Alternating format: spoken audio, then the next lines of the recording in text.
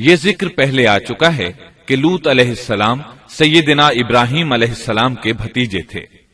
سیدنا لوط علیہ السلام کے باپ کا نام ہاران تھا، جو تارخ یعنی آزر کے بیٹے تھے۔ اللہ تعالی نے لوط علیہ السلام کا پورے قرآن میں 27 بار ذکر کیا ہے۔ یہ ذکر 14 سورتوں میں متفرق مقام پر آیا ہے۔ آپ کا والد آپ کے بچپن ہی میں فوت ہو گیا تھا، اس لیے آپ نے اپنے دادا آزر کے گھر اپنے چچا ابراہیم علیہ السلام کے ہاں پرورش پائی۔ یہی وجہ ہے کہ ابراہیم علیہ السلام کو ان سے بے حد محبت تھی۔ جس وقت پوری قوم سیدنا ابراہیم علیہ السلام کے خلاف اٹھ کھڑی ہوئی اور انہیں آگ میں ڈالا گیا، اس کٹھن وقت میں صرف لوط علیہ السلام ہی وہ شخصیت تھے جو آپ پر ایمان لا چکے تھے، جیسا کہ اللہ تعالی نے فرمایا، ان پر لوط ایمان لے آئے۔ پھر جب ابراہیم علیہ السلام نے ہجرت کی تو لوط علیہ السلام نے بھی ان کے ساتھ ہجرت کی۔ اللہ تعالی فرماتے ہیں، اور کہنے لگے کہ میں اپنے رب کی طرف ہجرت کرنے والا ہوں، وہ بڑا ہی غالب اور حکیم ہے۔ اس سے پہلے ہم ذکر کر آئے ہیں کہ جب ابراہیم علیہ السلام مصر سے فلسطین واپس چلے گئے تو آپ نے اپنے بھتیجے لوط کو سدوم بستی کی طرف بھیج دیا۔ یہ بحر مردار کے پاس ایک بستی تھی، تجارتی مرکز اور مسافروں کے لیے آرام کی جگہ تھی۔ یہ کافر قوم تھی، ان میں ایک بھی مومن نہیں تھا۔ اللہ تعالی فرماتے ہیں، پس جتنے ایماندار وہاں تھے ہم نے انہیں نکال لیا، اور ہم نے وہاں مسلمانوں کا صرف ایک ہی گھر پایا۔ یہ سب لوگ کافر تھے، لوگوں میں سب سے زیادہ فاسق اور فاجر تھے۔ ان لوگوں نے ایسی برائیاں ایجاد کی کہ ان سے پہلے کائنات میں کسی نے نہ کی تھیں۔ چنانچہ اللہ فرماتے ہیں، جب لوط نے اپنی قوم سے کہا تم ایسی فحاشی اور بے حیائی کا ارتکاب کرتے ہو جو جہانوں میں تم سے پہلے کسی شخص نے نہیں کی۔ پھر اللہ فرماتے ہیں، کیا تم عورتوں کو چھوڑ کر مردوں سے حاجت پوری کرتے ہو، بلکہ تم حد سے بڑھنے والی قوم ہو۔ اس کام یعنی اغلام بازی اور جنسی بے راہ روی کو قوم لوط نے شروع کیا، لیکن بعض کہتے ہیں یہ تو فطری چیز ہے اور بعض کہتے ہیں یہ جنات سے شروع ہوئی۔ بہرحال یہ فسق و فجور اور گھناؤنا جرم اسی قوم سے شروع ہوا۔ فرشتوں کی زبانی اللہ تعالی نے فرمایا، فرشتوں نے کہا کہ ہم گناہگار قوم کی طرف بھیجے گئے ہیں۔ پھر کہنے لگے، مگر خاندان لوط کہ ہم ان سب کو تو ضرور بچا لیں گے، سوائے اس کی بیوی کے کہ ہم نے اسے رکنے اور باقی رہ جانے والوں میں مقرر کر دیا ہے۔ اسی طرح لوط علیہ السلام نے ان سے کہا، کیا تم جہان والوں میں سے مردوں کے ساتھ شہوت رانی کرتے ہو، اور تمہاری جن عورتوں کو اللہ نے تمہارا جوڑ بنایا ہے ان کو چھوڑ دیتے ہو، بلکہ تم ہو ہی حد سے گزر جانے والے۔ اللہ تعالی نے قرآن میں کتنے ہی مقامات پر اس گناہ کی برائی اور قباحت بیان فرمائی ہے، اس لیے کہ یہ نہایت سنگین اور گھناؤنا جرم ہے۔ اللہ تعالی فرماتے ہیں، اور لوط کا ذکر کر جبکہ اس نے اپنی قوم سے کہا کہ کیا باوجود دیکھنے بھالنے کے پھر بھی تم بدکاری کرتے ہو؟ یہ کیا بات ہے کہ تم عورتوں کو چھوڑ کر مردوں کے پاس شہوت سے آتے ہو؟ حق یہ ہے کہ تم بڑی ہی نادانی کر رہے ہو۔ اللہ تعالی نے اس قوم کی قبیح خصلتوں کا جتنا ذکر کیا ہے کسی اور قوم کا نہیں کیا۔ انہیں کافر، مجرم، جاہل اور حد سے بڑھنے والا کہا گیا، کہیں فضول خرچی کرنے والے اور فاسق کہا گیا۔ یہ تمام برائیاں ان میں موجود تھیں۔ اللہ تعالی فرماتے ہیں، اور لوط کو یاد کرو جب انہوں نے اپنی قوم سے کہا تم ایسی فحاشی کرتے ہو کہ تم سے پہلے کسی جہاں والے نے نہیں کی۔ کیا تم مردوں کے پاس بدفعلی کے لیے آتے ہو اور راستوں میں ڈاکے ڈالتے ہو اور مجالس میں نہایت برے کام کرتے ہو؟ یہ لوگ اس قدر خبیث تھے کہ بھری مجلس میں برے برے کام کرتے تھے۔ مثلا سب کی موجودگی میں زوردار آواز کے ساتھ ہوا خارج کرتے، پھر اپنی اس حرکت پر ہنستے۔ غرض یہ کہ برائی کی تمام تر صفات ان میں موجود تھیں۔ لوط علیہ السلام پھر بھی انہیں سمجھاتے رہے، لیکن وہ جھٹلاتے ہی رہے۔ اللہ تعالی فرماتے ہیں، قوم لوط نے پیغمبروں کو جھٹلایا، جبکہ ان کے بھائی لوط نے ان سے کہا کہ تم اللہ کا خوف نہیں رکھتے۔ میں بلا شبہ تمہاری طرف امانت والا پیغمبر ہوں، البتہ اللہ سے ڈرو اور میری اطاعت کرو، اور اس کام پر میں تم سے کوئی اجرت اور مزدوری نہیں چاہتا۔ मेरा अज्र तो सिर्फ और सिर्फ जहानों को पालने वाले के जिम्मे है।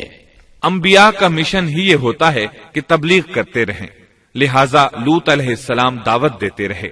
लेकिन दावत के नतीजे में कौम का रद्द अमल क्या था, अल्लाह ने इसका भी जिक्र किया है।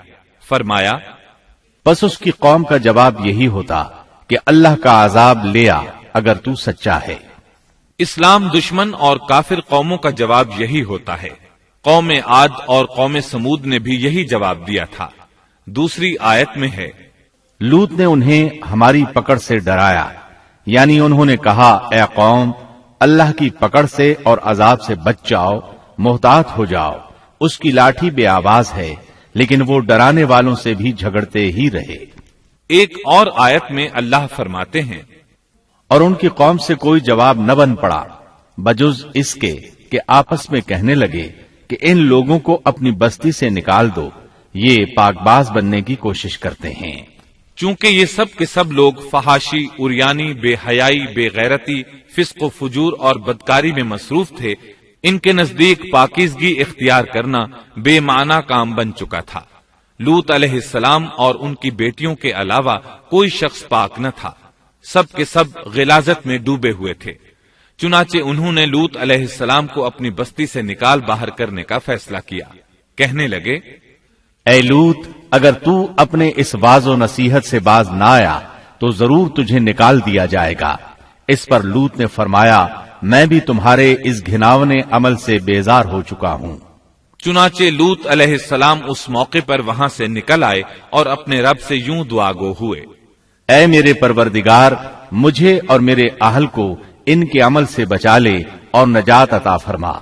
कितनी ही आयात में है कि इन लोगों ने लूत अलैहिस्सलाम को बस्ती से निकालने का अज़्म कर रखा था और लूत अलैहिस्सलाम इस पूरी बस्ती में बेयारो मददगार थे।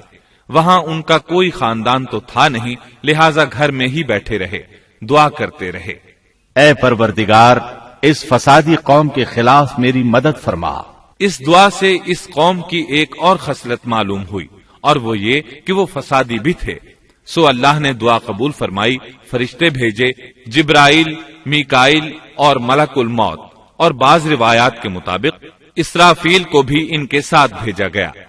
वो सबसे पहले इब्राहिम अलैहिस्सलाम के पास आए ताकि उन्हें इसहाक अलैहिस्सलाम की बिशारत दें। आखिरकार यहां से फरिश्तों ने सदूम का रुख किया। ये फरिश्ते वहां नौजवान लड़कों की सूरत में पहुंचे, उनकी टोलियों के पास से गुजरे ताकि उन्हें आजमा लिया जाए, उन पर हुज्जत कायम हो जाए। मतलब ये कि अल्लाह ताला ने फरिश्तों से कहा था कि उन लोगों को उस वक्त तक हलाक न करना जब तक कि उनके नबी को उन पर इल्जाम लगाते न देख लो। चुनाचे ये फरिश्ते नौजवान और खूबरू लड़कों की सूरत में बस्ती के किनारे पहुंच गए। लूत अलैहिस्सलाम की एक बेटी बस्ती से बाहर किनारे पर रहती थी। जब उसने उन्हें देखा तो डर गई।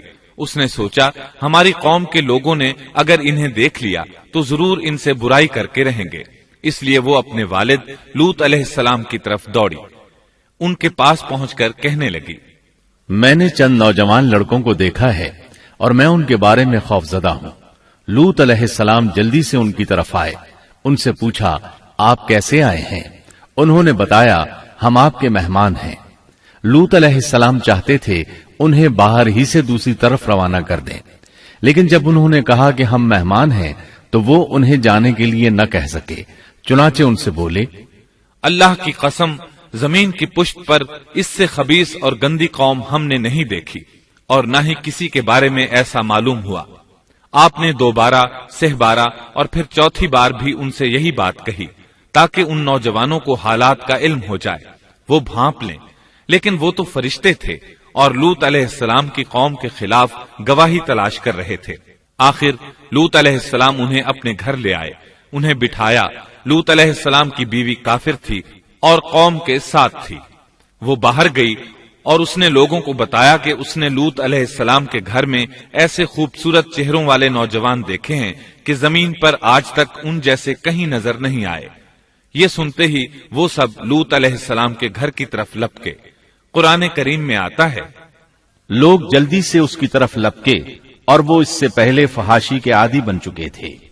एक जगह अल्फाज हैं, शहर के लोग खुश होते हुए आए, وہ اس حد تک فاسق اور فاجر بن چکے تھے کہ خوش ہوتے ہوئے وہاں آئے تاکہ ان خوبصورت لڑکوں سے لذت حاصل کر سکیں۔ یہ گھر کے سامنے پہنچ گئے تو لوط علیہ السلام انہیں روکنے کے لیے گھر سے نکلے۔ ان سے فرمایا، اے میری قوم، تمہاری خواہش کے لیے میری بیٹیاں موجود ہیں، یعنی قوم کی عورتیں موجود ہیں۔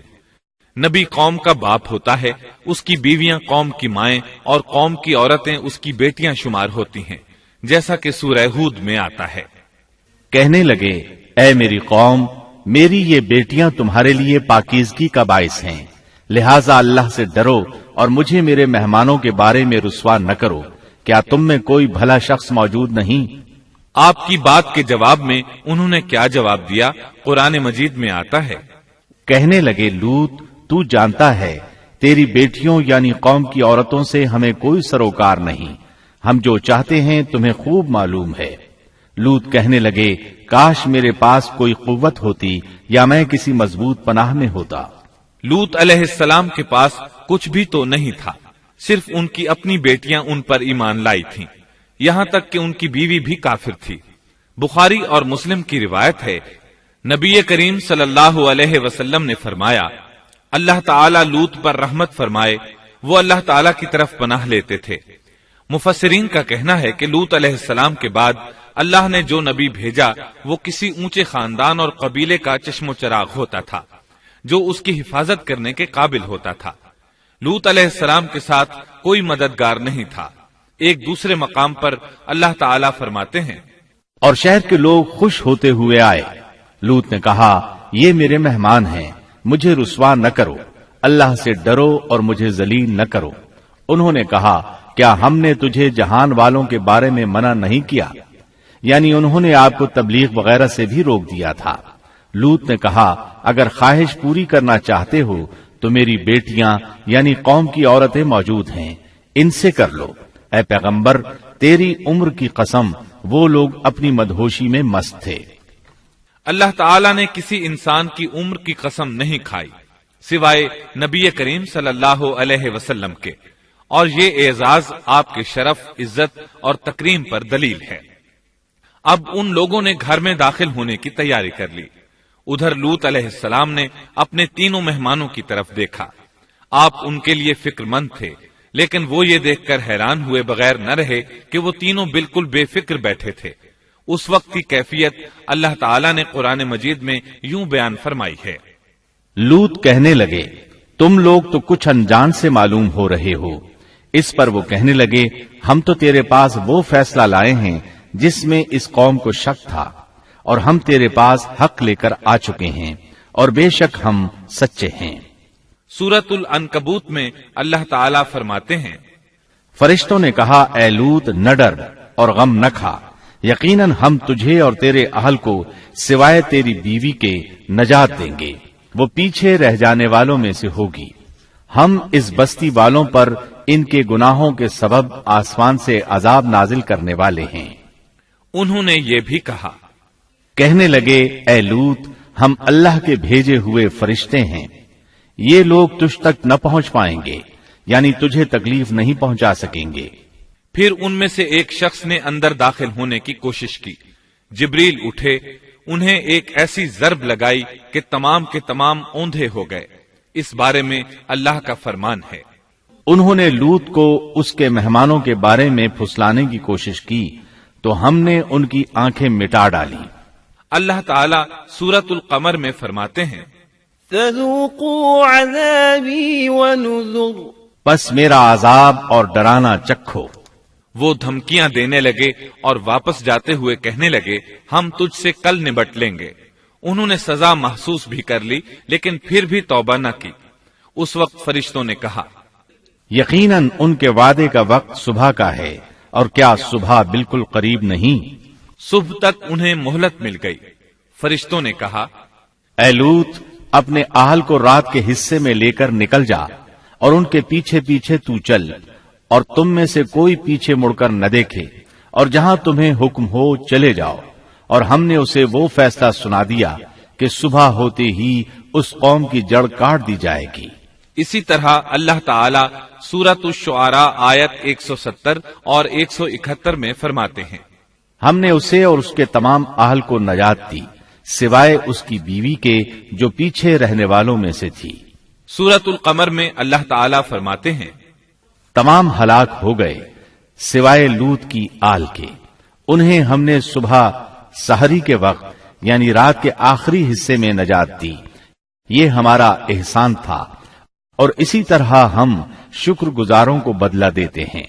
چنانچہ لوط علیہ السلام نکل کھڑے ہوئے، ان کے ساتھ ان کی صرف 2 بیٹیاں تھیں، وہ بستی سے نکل گئے، پھر صبح ہوئی، روشنی پھیلنے لگی تو عذاب آ گیا، اور صبح سویرے ہی انہیں ٹھہرنے والے عذاب نے آ لیا، پس تم میرے عذاب اور ڈرانے کا مزہ چکھو۔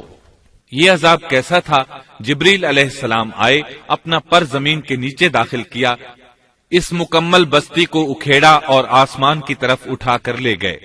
کہا جاتا ہے کہ فرشتوں نے اس بستی کے مرغوں کی اذان اور کتوں کے بھونکنے کی آوازیں سنی اور لوگوں نے فرشتوں کی تسبیح سن لی۔ جبریل علیہ السلام نے ایک چیخ ماری، سب بجھی ہوئی آگ کی طرح ہو گئے، پھر مکمل بستی کو پکڑ کر الٹا دیا، ہر ایک کے لیے آسمان میں پتھر تیار تھا، بہرحال اس کو زمین پر دے مارا۔ اللہ تعالیٰ سورہ ہود میں فرماتے ہیں، پس جب ہمارا حکم آیا تو ہم نے اس کا اوپر والا حصہ نیچے کیا اور ان پر کنکریلے پتھر برسائے جو تہ بتہ تھے، تیرے رب کی طرف سے نشاندار تھے اور وہ ان ظالموں سے کچھ دور نہیں تھے۔ سورۃ الحجر میں اللہ فرماتے ہیں، روشنی ہوتے ہی انہیں بڑے زور کی چیخ نے پکڑ لیا، پھر ہم نے اس کا بلند حصہ نیچے کیا اور ان پر کنکر والے پتھر برسائے۔ سورۃ الشعراء میں اللہ فرماتے ہیں، اور ہم نے ان پر ایک خاص قسم کا می برسایا، پس بہت ہی برا می تھا جو ڈرائے گئے ہوئے لوگوں پر برسا۔ یہ ماجرا بھی سراسر عبرت ہے، ان میں سے بھی اکثر مسلمان نہ تھے۔ بے شک تیرا پروردگار وہی ہے غلبے والا مہربانی والا۔ سورۃ النجم میں اللہ فرماتے ہیں، اور اس نے الٹائی ہوئی بستیاں گرا دی، پھر ان کو اس چیز سے ڈھانپا جس سے بھی ڈھانپا، مطلب یہ کہ ان پر پتھروں کی بارش برسائی، پس تم اپنے رب کی کون کون سی نعمتوں میں جھگڑو گے۔ یہ شخص بھی پہلے ڈرانے والوں کی طرح ایک ڈرانے والا ہے۔ اس طرح یہ بستی سدوم باہر مردار کے علاقے میں تہس نہس ہو گئی، اور اس کے آثار و نشانات قیامت تک کے لیے چھوڑ دیے گئے ہیں۔ ان نشانات کو اسی لیے باقی چھوڑا گیا ہے کہ سارا جہان ان کو دیکھ کر عبرت پکڑے، فحاشیوں سے باز آ جائے، خاص طور پر سب سے بڑی فحاشی جو قوم لوط کا عمل تھا اس سے باز آ جائیں۔ سیدنا لوط علیہ السلام کے اس قصے میں قرآن حکیم اور احادیث نبوی سے یہ بات ثابت ہوتی ہے کہ سیدنا لوط علیہ السلام جس قوم کی طرف مبعوث کیے گئے تھے وہ قوم اخلاق کے اعتبار سے بالکل ختم ہو چکی تھی اور اب اس کی اصلاح ناممکن ہو چکی تھی۔ اس قوم نے اپنے جرم کو جرم بھی نہیں سمجھا تھا، عام مقامات پر اعلانیہ بے حیائی کرنا ان کا مشغلہ تھا۔ یہ ایسا عمل تھا جس کی ماضی میں کوئی نظیر نہیں ملتی۔ مردوں کا مردوں سے اختلاط اور عورتوں کا عورتوں سے، یہ ایسا فعل تھا جو جنگل کے وحشی جانور بھی نہیں کرتے۔ یہی وجہ تھی کہ یہ قوم اپنے میں سے کچھ نیک لوگوں کو بھی برداشت نہیں کرتی تھی، وہ انہیں نیکی اور شرافت کی دعوت دیتے تھے، اسی لیے وہ ان کے سخت مخالف ہو گئے تھے۔ قرآن کریم نے اس قوم کے 3 بڑے جرائم کا ذکر کیا ہے، یہ کہ تم مردوں سے بدفعلی کرتے ہو، مسافروں کو لوٹ لیتے ہو، عام مجلسوں میں اعلانیہ فحاشی کرتے ہو۔ ان 3 گناہوں میں سے سب سے پہلا گناہ بدترین گناہ تھا۔ یہ گناہ اس قوم سے پہلے کسی نے نہیں کیا تھا، گویا وہ اس گناہ کو ایجاد کرنے والے تھے، اور یہ گناہ زنا سے بھی زیادہ شدید ہے۔ قرآن کریم اور احادیث کی روح سے اغلام بازی ایک بدترین گناہ ہے۔ احادیث میں اس گناہ کی مختلف سزائیں آئی ہیں۔ ایک روایت میں ہے کہ فاعل اور مفعول دونوں کو قتل کر دو۔ بستی سدوم عذاب کے نزول سے قبل کن حالات سے دوچار تھی، سورۃ الزاریات آیت 35 اور 36 میں یوں بیان ہوا ہے، پھر ہم نے ان سب لوگوں کو نکال لیا جو اس بستی میں مومن تھے، یعنی لوط علیہ السلام اور ان پر ایمان لانے والے. سو ہم نے اس بستی میں سوائے ایک گھر کے مسلمانوں کا کوئی گھر نہ پایا. اس کا مطلب ہے وہاں صرف سیدنا لوط علیہ السلام اور ان کا گھرانہ مسلمان تھا، باقی سب گھر کافروں کے تھے. اللہ تعالیٰ کسی قوم کی مکمل تباہی کا فیصلہ اس وقت تک نہیں کرتے جب تک کہ اس قوم میں کچھ قابل لحاظ بھلائی موجود ہو، مگر جب قوم کا حال یہ ہو جائے کہ اس میں بھلائی آٹے میں نمک کے برابر بھی باقی نہ رہے، تو ایسی صورت میں اللہ کا قانون یہ ہے کہ نبی اور اس پر ایمان لانے والوں کو اپنی قدرت خاص سے کسی نہ کسی طرح بچا لیا جاتا ہے، اور باقی لوگوں کے ساتھ وہی معاملہ کیا جاتا ہے جو ہوش مند تاجر اپنے ٹوکرے کے گلے سڑے پھلوں کے ساتھ کرتا ہے. اچھے پھل ان میں سے نکال لیتا ہے اور سڑے ہوئے باہر پھینک دیتا ہے. عذاب کے بعد اللہ تعالیٰ نے اس شہر کے کھنڈرات کے بارے میں سورۃ الزاریات آیت 37 میں یوں فرمایا ہے: اس عذاب کے بعد ہم نے وہاں بس ایک نشانی ان لوگوں کے لیے چھوڑ دی جو دردناک عذاب سے ڈرتے تھے. اس نشانی سے مراد بحیرہ مردار ہے. اس کا جنوبی علاقہ آج بھی ایک عظیم تباہی کے آثار پیش کر رہا ہے.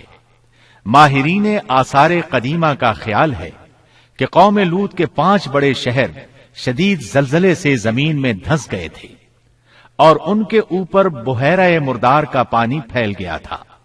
اس خیال کی وجہ یہ بتائی جاتی ہے کہ بحیرہ مردار کا وہ حصہ جو اللسان نامی جزیرے کے جنوب میں واقع ہے وہ صاف طور پر بعد میں پیدا ہوا ہے، اور قدیم بحیرہ مردار کے جو آثار اس جزیرے کے شمال میں نظر آتے ہیں وہ جنوب میں پائے جانے والے آثار سے بالکل مختلف ہیں. ماہرین آثار قدیمہ نے اس سے یہ بات اخذ کی ہے کہ جنوب کا حصہ پہلے اس بحیرہ کی سطح سے بلند تھا، بعد میں زلزلے سے دھنس کر زمین کے نیچے چلا گیا. اس دھنسنے کا زمانہ بھی 2000 برس قبل مسیح کے قریب معلوم ہوتا ہے، اور یہ زمانہ تاریخ کے اعتبار سے سیدنا ابراہیم علیہ السلام اور سیدنا لوط علیہ السلام کا زمانہ ہے. 1965 عیسوی میں آثار قدیمہ کی ایک امریکی ٹیم کو اللسان جزیرے پر ایک بہت بڑا قبرستان ملا. اس میں 20,000 سے زائد قبریں تھیں. اس سے اندازہ ہوتا ہے کہ قریب ہی کوئی بڑا شہر آباد تھا. اس لیے عین ممکن ہے کہ جس شہر کا یہ قبرستان ہے وہ بحیرہ میں غرق ہو چکا ہو. بحیرہ کے جنوب میں جو علاقہ ہے اس میں اب بھی ہر طرف تباہی کے آثار موجود ہیں، اور زمین میں گندھک، رال، کول تار اور قدرتی گیس کے اتنے بڑے ذخائر پائے گئے ہیں کہ ان کو دیکھ کر یقین ہو جاتا ہے کہ کسی وقت بجلیوں کے گرنے سے یا آتش فشاں کا لاوا نکلنے سے یہاں آگ پھٹ پڑی تھی. اللہ تعالیٰ سورہ ہود کی آیت 83 میں ارشاد فرماتے ہیں: پتھراؤ کا یہ عذاب آج بھی ظالموں سے دور نہیں. مطلب یہ کہ جو قوم اس قوم کی طرح ظلم اور بے حیائی پر جم جائے وہ اپنے آپ کو اس جیسے عذاب سے دور نہ خیال کرے.